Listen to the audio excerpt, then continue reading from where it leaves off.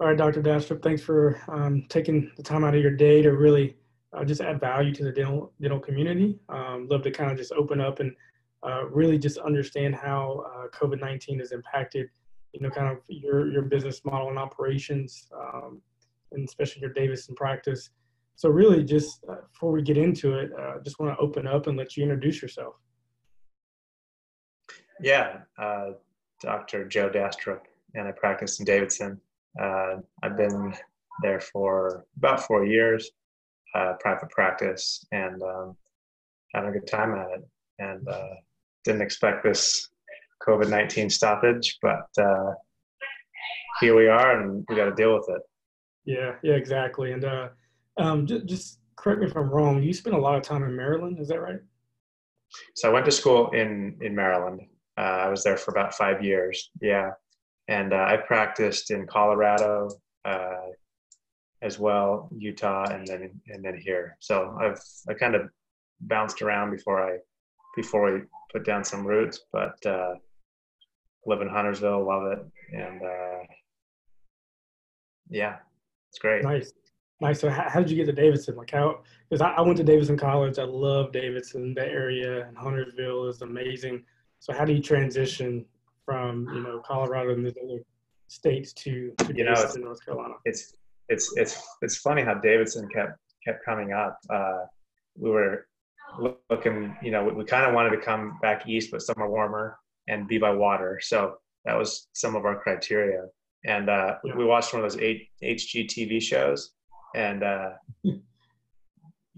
can't remember what it was called, but Davidson was one of the towns that they were shopping homes in, Wow. And so that was, I think, our first exposure. And then when we came out, like, we didn't really know the area. We were like South Charlotte, North Charlotte, that sort of thing.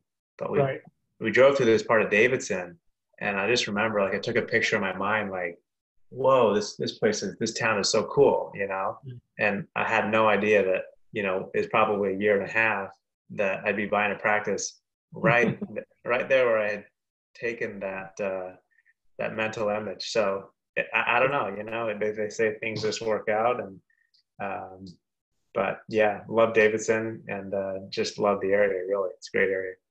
Nice. That's awesome. So I guess even like, you're in Davidson. Do you want to kind of talk, like, you also have another practice in the Rock Hill area? I do. Yeah. Last October, I bought another practice, and Rock Hill. So learning the ropes of owning two practices, and fun time to do that for sure. Right. A lot of fun times with, the whole country shutting down. Yeah. Like we were getting the ball rolling, and then bam. But yeah. Yeah, and I think that's a good transition to, the country shutting down, and with COVID-19. How has that specifically impacted either of those practices? Really kind of want to understand kind of where you are now with the Davidson and Rock Hill locations. Well, leading up to it, you didn't know what was coming, and there was a lot of fear. Like, okay, my overhead's pretty high each month, and this can mess me up pretty quickly.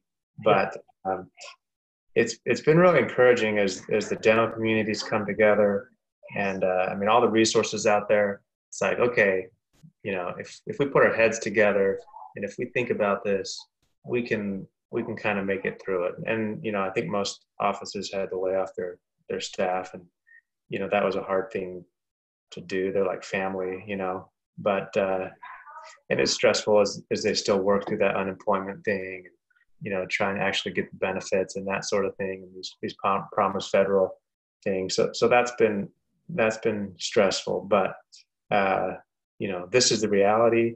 It's nice that banks are willing to work with you, and other people just postponing payments, and just get as lean as you can, as fast as you can, and have a plan. Like, okay, can I get a line of credit from my bank, and these EIDL and PPP loans, and what's going to happen if this does go 90 days? How can I make this make this work and just not ruin, everything we've worked years for. So, Right.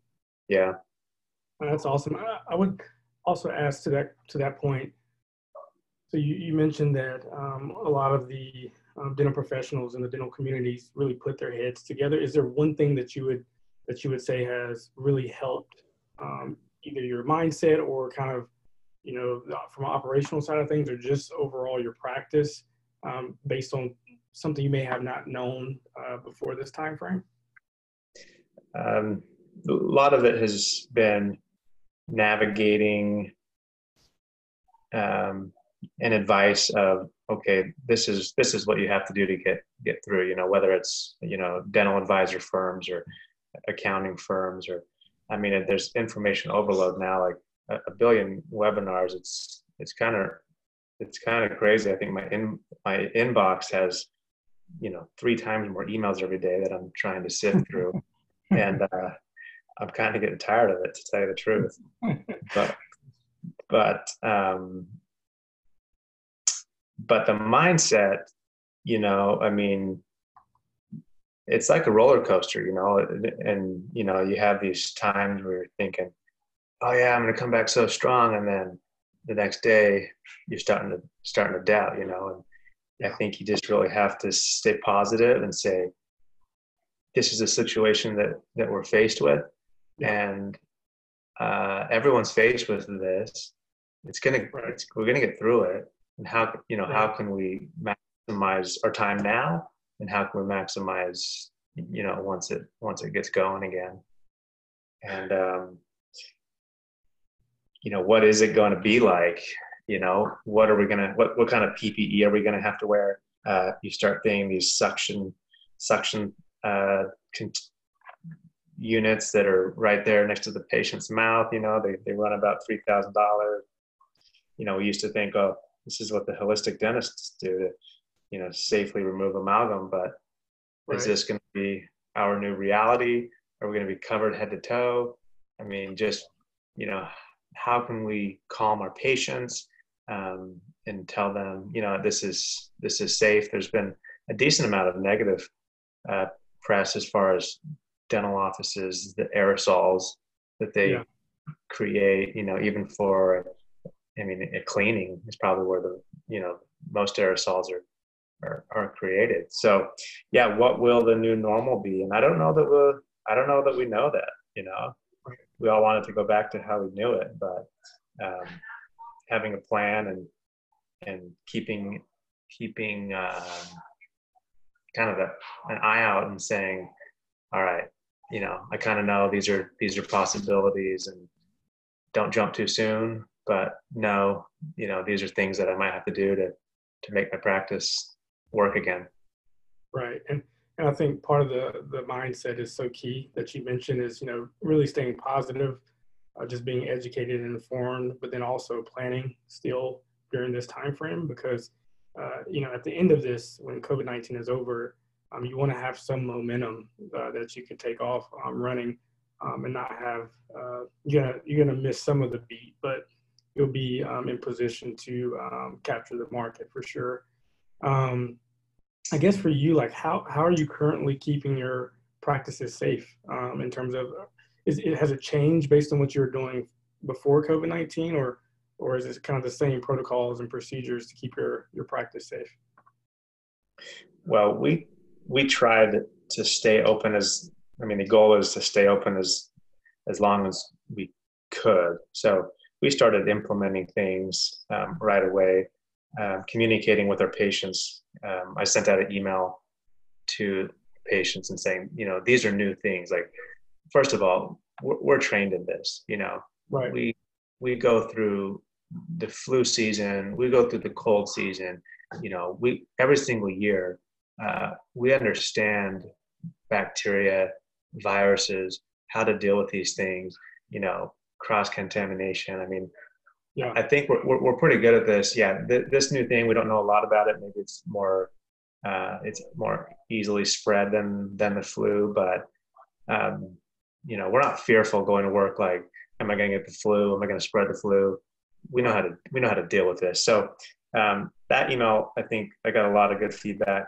from that, but it was like, in addition, these are things that we're going to do. We're going to, do the peroxal wrench because that's proven to oxidize the virus.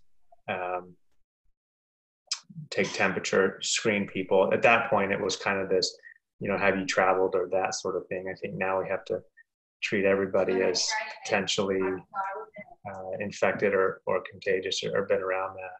And it's hard. I mean, is the temperature really going to tell, okay, yeah, there's so many people asymptomatic carriers. So, I mean, from overwashing hands, you can see my skin, my fingers, I got all this dermatitis going on. Yeah. But, and I think in your mind, you are a little bit just a little bit more aware, which is a good thing. But I think staying in touch with the patients, we continue to send out emails. They know that we're available for them if they needs be. Trying to implement teledentistry. And I think this is a really big opportunity to get that system in place, because it really makes you realize you don't always need that patient to come in the office to do a follow-up, right? And can you schedule that in a time where you jump on a Zoom call or Doxy Me or something like that, and take care of what you need to take care of, and it frees up chair time, frees up their time.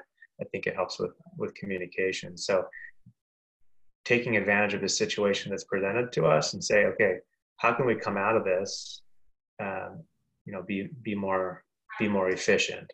Invisalign, they launched the virtual consults, and it makes you start to think, okay, maybe I don't need to see someone for a clin check every so often. We can just jump on a Zoom, 5 minutes. I can tell that the liners are tracking well, get them their next series, and, go from there. And you don't have to schedule that 30 minutes or 20 minutes or whatever you would schedule, and set up a room and that sort of thing. So those are things I think that we can take from this and have time to implement the system and use it afterwards. I mean, before this, I didn't really pay attention to teledentistry, but it's opened my eyes to say, you really can do this, and it'll help you be more efficient and reach out to patients and that sort of thing. So. No, that's awesome. And I think part of that too is you're opening up a new service that can expand outside of your locations. Because if a patient they really want to see you, right, but they're an hour, 2 hours away, and they necessarily don't want to travel, then this could be an opportunity for them to do a virtual consultation. So I think that definitely can open up your reach and your audience for sure. You talked about engaging with your customers through different marketing mediums, communication mediums such as phone, email, and so forth. How are you staying engaged with your team? When I know you're doing more emergency-based procedures, you're doing virtual consultations and teledentistry. How are you staying engaged with your team to keep them motivated? Keeping them motivated. That's a good question. If the promised unemployment comes through, they might not want to come back to work, and they might not want to, jump in on a Zoom call or anything for that matter. Just take a nice break, nice vacation. And so that's been a little bit challenging, but I continue to reach out through text message or phone call. Yesterday we did have a kind of a group webinar where we were learning something as a team, and then afterwards they jumped on my Zoom room and we talked, a few minutes, their thoughts and that sort of thing. And it's fun seeing our team. They are like family. We spend more than 8 hours a day with them. So right. And, but yeah, I have a pretty good I've been in contact with every team member. I kind of know how they're doing. Ask them, what do you need? I think this is the time where we can show them, hey, this is hard for all of us. There's no money coming into practice or very little, but I'm here for you. Well, I want you to know that you need something. I'm going to do what I can to help you through it. Yeah, and I think that also shows just your leadership as well. And I do notice like you spend a lot of time, really focusing on continually educating yourself. So you're focused on, sleeping and the way you're breathing right now. And then also you focus on a lot of the root causes to dental issues and concerns. I loved your video on Facebook with the actor Matthew McConaughey and how he talked about just really staying positive. Also, this is a time where people can, have that human touch again and human feel and perspective versus kind of just moving at a fast pace as you deal with relationships that you're involved in. So I think that shows a lot of your leadership and your characteristics with the content you're posting online as well. So talk about from a leadership standpoint, how are you continually staying in tune to how you can grow in that capacity? Well, I had a friend a couple of years ago. He's a good friend of mine. A couple of years ago, he made a bad investment, and he lost like $100,000. Oh, wow. And that was a substantial amount for him at that time. And he sat there and he's like, am I going to let this define my life? Am I going to let this ruin me? And it was in that moment that he decided that it wasn't going to define his life. And it's amazing. I mean, I think it's been 4 years or 4 or 5 years, but what he's done since then, he's in real estate, but what he's done since then just blows my mind. So I think of that, like, is this going to define me? I bought a second practice in October, probably not the best timing, could have been a little worse, but can you just sit back and say, I'm done? Or can you look and say, how can I come back stronger? And social media,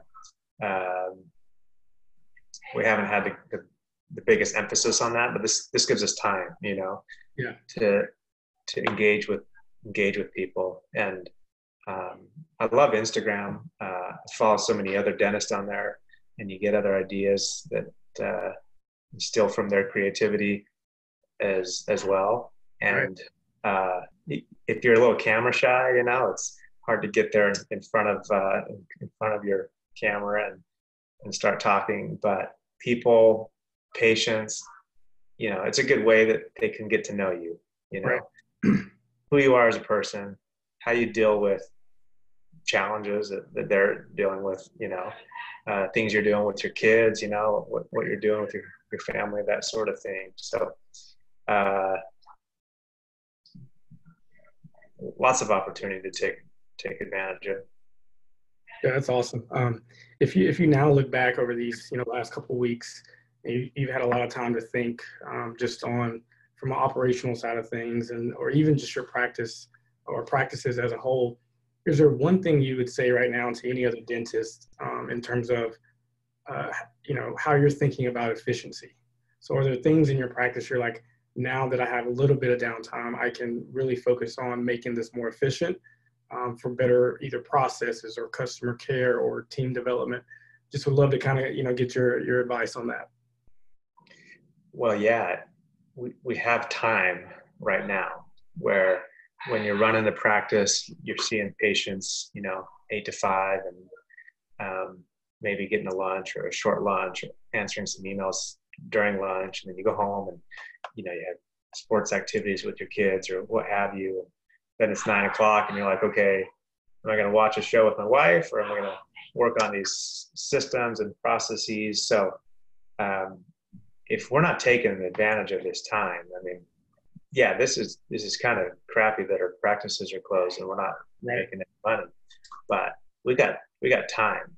And so we'll never have this, or hopefully never have this opportunity again. So even if it's just a couple of days, and a few things like I wrote out a list of everything I wanted to accomplish in the downtime, and I shared it with people. And my realization is I think I'm going to get through maybe like 15% of that list, right? Because I was overzealous. But, those sorts of things. Okay, today's Wednesday. Today I'm going to accomplish this, this, and this that I've been putting off for forever. I'm going to look at, this is my system to, how do we deal with new patients? This is a system currently in place. How can we improve this system to better engage, these people? So, I mean, those sorts of things. But also I think if you just say, I just want to hang out with my family all the time, I don't think there's a bad thing about that either. I need to do a little bit more of that. Just say just take advantage of that. Be present with my kids and my wife as well. So that's awesome. Keep balance. Yeah, that's awesome. Good feedback as well. And I guess from a marketing standpoint, so I know you're focused on, emergency dentistry, but then also teledentistry. Talk through, because what I'm seeing in the dental space is a lot of dentists are, closing down completely. Maybe they can't offer teledentistry or they just don't know how. Can you talk through like what's your process with setting up teledentistry and how you're operating with communicating virtually with patients? Yeah, I'm trying to see how can we streamline this, because I feel like, okay, this is something that we're going to continue after our offices are back. So I am trying a few different platforms and trying to find, ease of use for patients. So Doxy.me is one, and that is pretty easy in that you send a link, you send a text or email, they click on the link and basically check into your waiting room. Okay. So, I mean, very easy. You don't need to download, Zoom on your iPhone or Zoom on your computer or have a login. You click on a link, and you're in my virtual reception area. And it's kind of a conversation like this.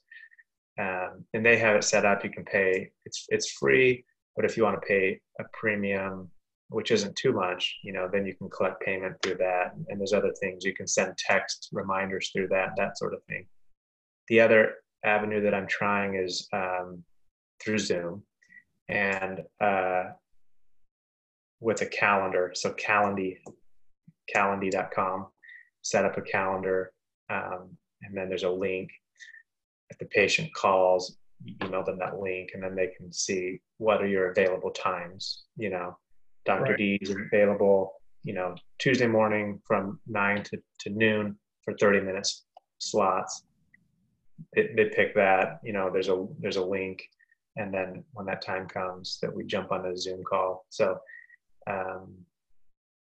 those are a few, those are the two that I've decided to try to play with and figure out what works best.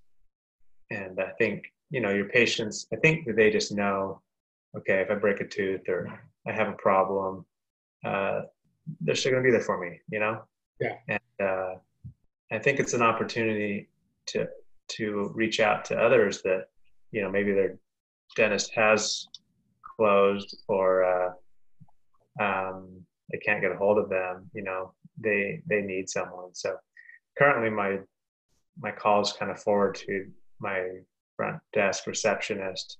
Sometimes I go to voicemail. I do think it would be more effective if, someone was there to pick up the phone all the time. But now you're dealing with, they can be on unemployment and they make money not working, or get help from the government not working, or they can work and get less from unemployment. That system's not helping us too much in this regard, but and you want to be honest and, you know, and not do shady things in that regard either. So that's a little bit of a challenge. But. Right. And I think, you know, still offering that again allows, you know, to your point of showing, you know, patients that you do care and you're there for them, even during this time frame. So you are offering emergency dental care as well? Yes, we are. And we've just recently started, you know, a little campaign to, if someone goes and looks for that, you know, they might see us on Google Ads and call. I mean, I don't personally know what a toothache feels like, but I had enough experience with other people that, you know, they say it's worse than having a kid and all kinds of things, right? So, can we take out teeth?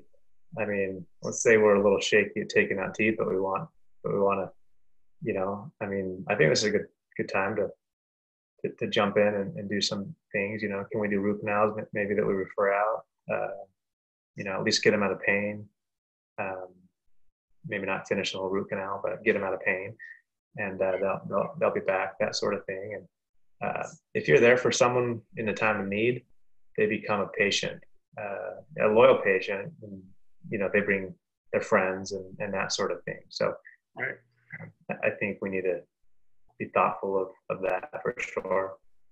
Yeah, that's a good point, because when it comes to pain, like it's not just going to magically go away. So if it's an emergency, having that, you know, that alternative, even though, you know, we're in stay-at-home, measures, and we're quarantined currently. So, but I think if it makes sense to relieve that pain, having an emergency dentist available is a viable option as well. One quick thing, I'm going to share my screen with you.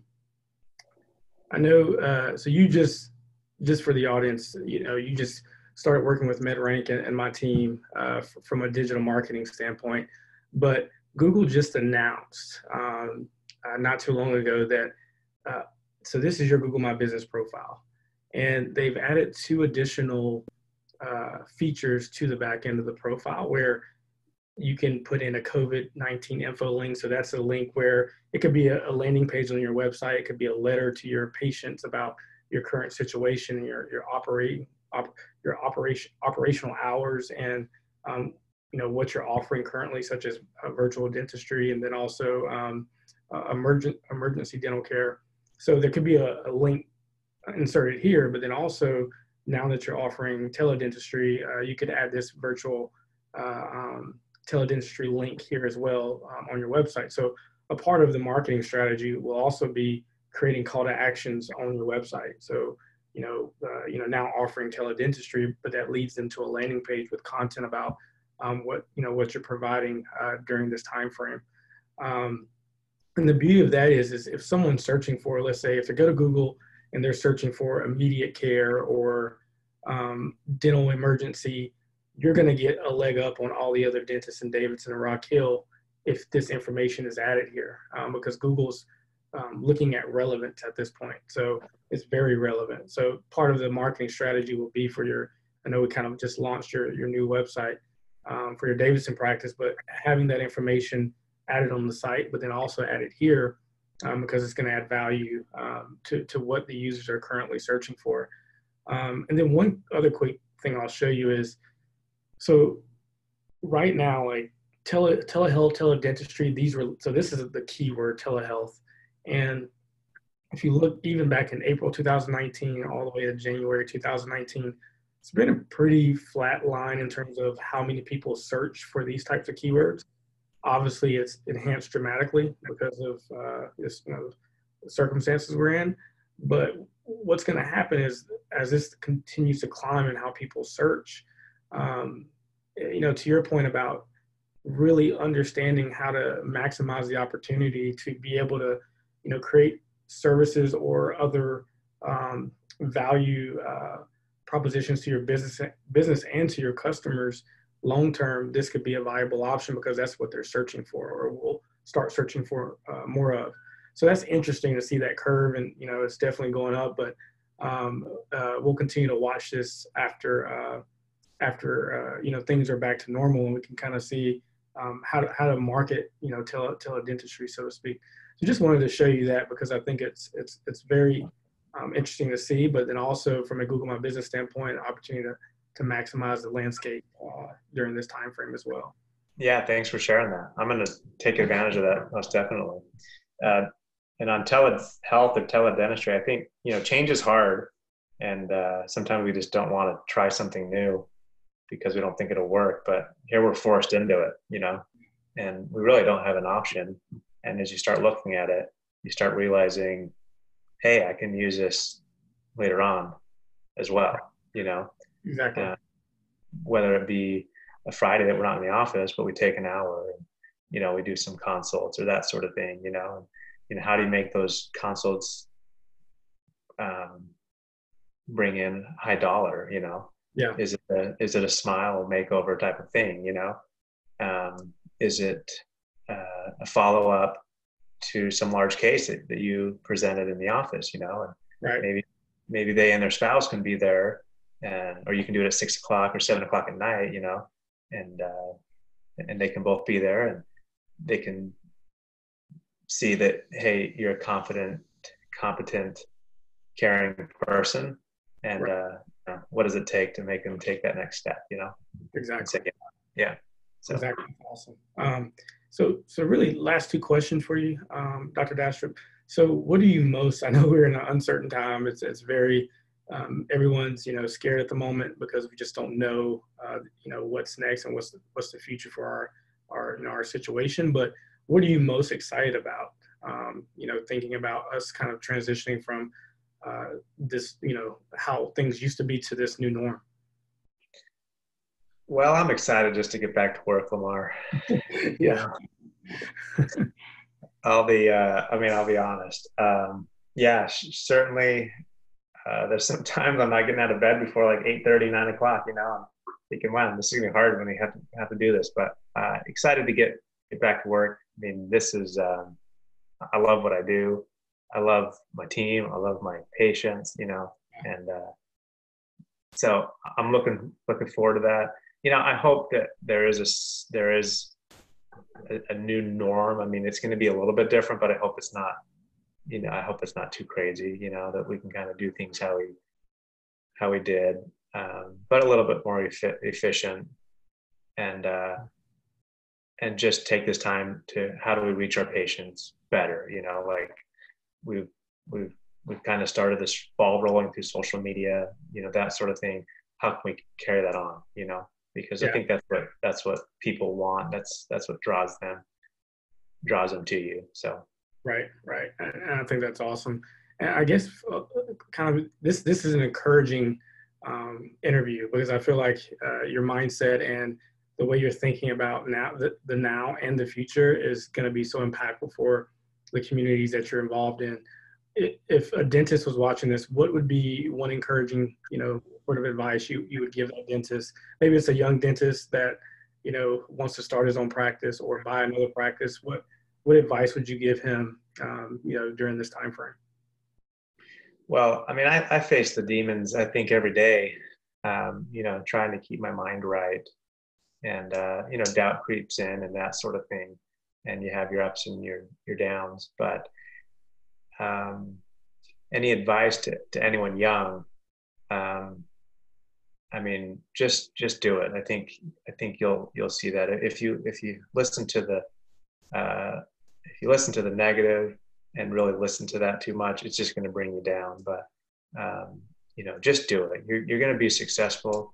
You're going to figure it out. Yeah, it's going to be hard. It's going to be harder than you think it is. But that being said, if you don't own a practice actually right now and you're not working, take this time, like start some of the systems. Like, what are some of the systems that you want in your practice that you like, where you've been, where you previously been, what are some of those systems? Because you buy that practice, I mean, things start going crazy, you're just like, okay, I got payroll in, like, wait, what, this, this, that insurance, all this stuff. And it's just like a whirlwind. So take this time, these are my clinical procedures. This is how I like it. This is how I like it done, Right. And so yeah, and so much opportunity to learn. You know, I mean, invest in yourself. CE. I mean, there's I could spend 25 hours a day, you know, learning the stuff that's available out there. So jump in and, you know, just set a goal. I'm going to do 2 hours a day. You know, I'm going to do 2 hours a day in CE. I'm going to do, you know, this. I'm going to work on this system today and this system tomorrow, and or this clinical manual, that sort of thing. So take advantage of the time. I mean, Awesome. Well, Dr. Dastrup, I appreciate all the valuable insights that you provided. And they can check your website out at dastrupdental.com. You have an amazing following and Facebook page as well. So check them out there. And I'm Lamar with MedRank Interactive, and we appreciate you guys watching, and looking forward to seeing you next time. Thank you. Thank you, Lamar. Thank you.